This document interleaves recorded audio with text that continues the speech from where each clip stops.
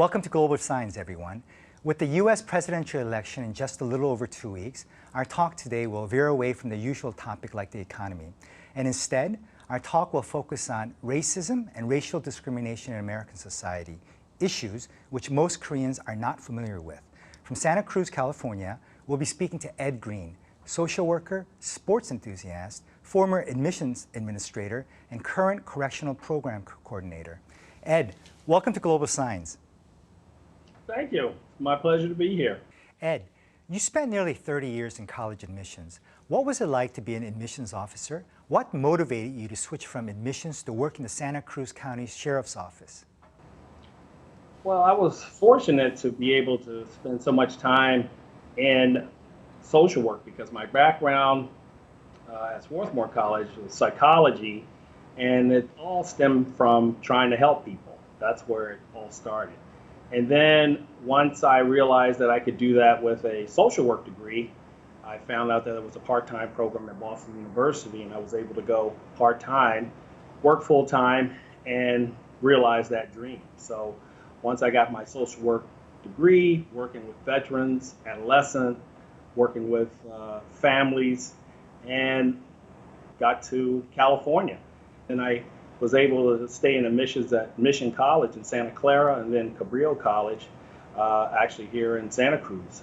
I was notified about a position at the county, at the corrections facility. And when you look at program coordinator, it's still helping people. And it's like, why not? I've worked with veterans, I've worked with adolescents, young adults, older adults. And guess what? Those are the people who are in jails today. Sounds like a fulfilling career. Now, Ed, what is the corona situation like in California? How has it affected the state's economy? We initially did really well, and we had precautions in place. And then the holidays came along. Next thing you know, we're getting cases that are spiking up. So the Governor Newsom, he said, okay, we need to shut things down. And we started, seeing another direct correlation between the cases going down. But then he started opening it up gradually. And what's happening is we're still, we're doing better, color codes.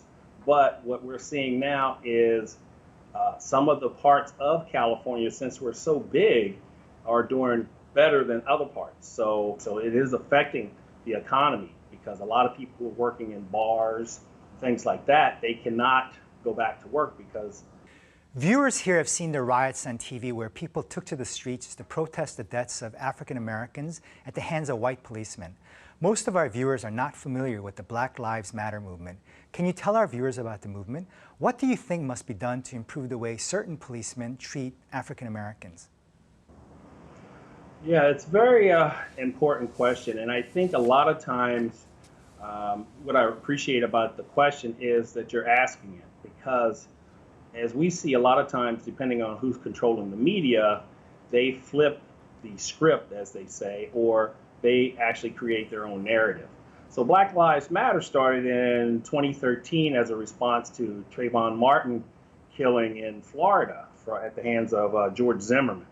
And remember when he was acquitted, that's when the three ladies came up with this nonviolent protest, because what she wanted to do is show that not only Trayvon Martin, but there were a number of other people who had come before then who were killed at the hands of the police, or someone who's saying that they are a police officer or duly representing.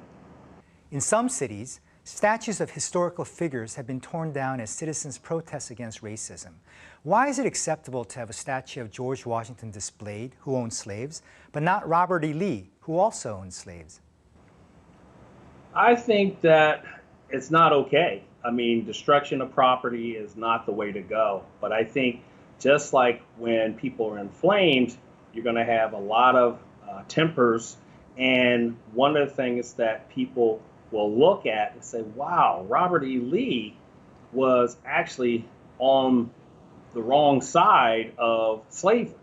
So that's a guy that we can see physically that's in our town that we need to say, hey, no more of this, because this young African-American male that just got shot is sort of bringing us back to what it was like when African-Americans were basically property. And I think when you look at the Constitution, a lot of what happens, slavery, people were dehumanized. So that's why it was easy to hate, and they're not equal. And it's really hard when you have people who are of that thought process to really get outside of that. Thank you for sharing that with us. Now, it was reported that 41% of African-American owned stores in the U.S. were closed due to Corona-19, while only 17% of white-owned stores were closed. What is the reason for this large gap? But when you look at the black-owned businesses, they are concentrated out of the 3,000 counties that we would have. They're concentrated in about 30 counties. The ones that we have where there's a high level of black people living. So, we got Manhattan, we got Detroit, we got LA.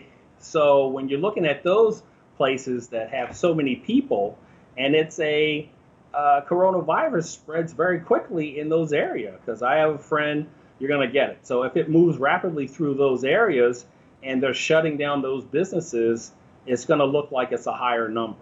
I see. Now, how will the U.S. economy be affected by the upcoming presidential election? Oh, yes, I do. But first things first, when you're in the United States, a lot of times people will say, oh, the Republicans are good for the economy when they come in, and the Democrats are bad.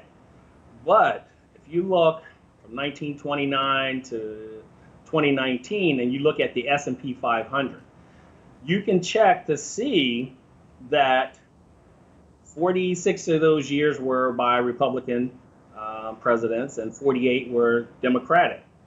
The Democratic presidents had a higher percentage in terms of what the S&P 500 was doing. And do you have any American or Korean stocks that you would like to discuss with our viewers today?